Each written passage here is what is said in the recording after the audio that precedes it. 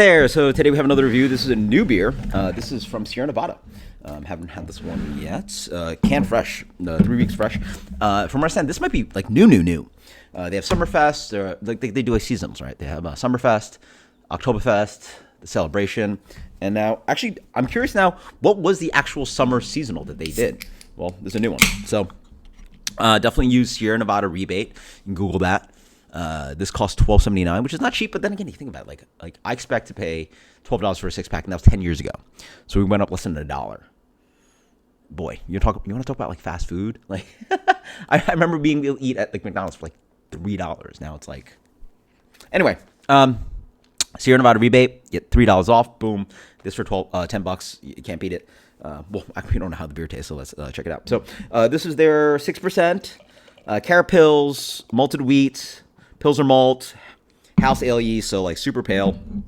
And then it's like Citra and Centennial. So look at this guy. Super pale.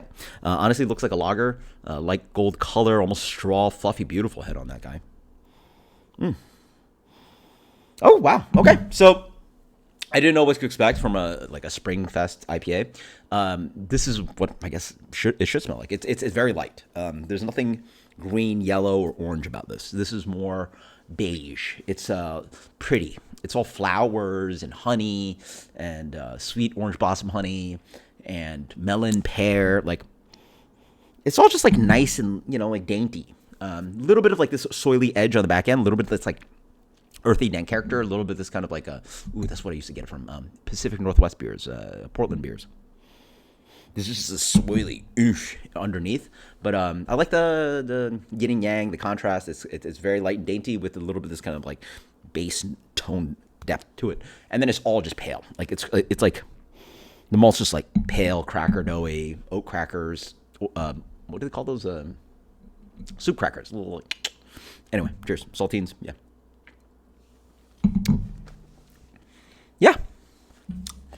That's what it smells like. I will say the base tone definitely comes in more prominent on the palate. The generic theme about this is this kind of like soily thing. Almost a little bit plasticky. This will go up before my reviews of Focal Banger and Heady Topper, but it's almost like this kind of like soily edge, almost like phenolic kind of character. But yeah, the beer is still pretty lean.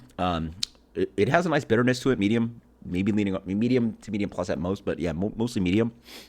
But just like the nose, it's a dainty little guy. 6% is super stinky. I would have guessed this guy was like 5-ish. Honestly, this almost tastes like a West Coast Pilsner or like a cold IPA, right? Like some kind of lager fermentation. But obviously, it's Chico. It's still IPA. It's still clean ferment, but it tastes like one of those guys, those modern kind of stripped down hoppy lager things, and but it's super because it's just super lean. But that's sort of like I guess the influence of this beer, where modern West Coast IPAs are just stripping down the beers. I mean, like look at this freaking beer. That's a Sierra Nevada IPA, right? You want to think about beers like Pale Ale and Celebration and Torpedo, right? Like they have like crystal malt to them. Look how pale that guy is. That's super pale. This is just a light crusher. It's just like the nose. It's all just light, pretty characteristics. It's like light melon, light kind of sweet floral pear thing, honeysuckle. There's nothing juicy or very fruity about this, right? It's just very like, you know what? Ooh, this, like it's like drinking green tea, right? It's just this like pretty little thing, like versus like a black coffee, right? Like it's just very light. So, you know what it probably is good for? This was probably a good pick. Like, you're going to a barbecue, you don't have tekus. It's just, a few of the gang, and like, you just do this and you're just like, hey, how fast can we finish the 6-pack? Pretty freaking fast. Just repeatable, light. It sort of scratches the itch of like a hoppy thing, but without the malt behind it. And I personally prefer the malt, a little bit more bitterness, a little bit more bold, right? You either go juicy for me, or you go more malt and oomph and oomph. This is this really light, clean little guy. And you know what would sort of make this work, which is what Firestone XPA did, which is New Zealand hops. Like throw in that like big thiol thing, where then you're like really moving me into like a beer version of Sauvignon Blanc. This doesn't really necessarily do that. This is almost like a shoot. I wish I could describe wine better for you. Not Viognier, but like not Pinot Gris. I don't know, man. You guys know. If you guys are wine guys, you just sort of know what I'm talking about. This is kind of a like. Ooh, you know what? I don't know. Maybe like a Riesling. Right? You know, like a drink it, don't think kind of IPA, right? Like it doesn't have the malt backbone, doesn't have the juicy haze to it. It's just this kind of like, hey man, you're not drinking a lager.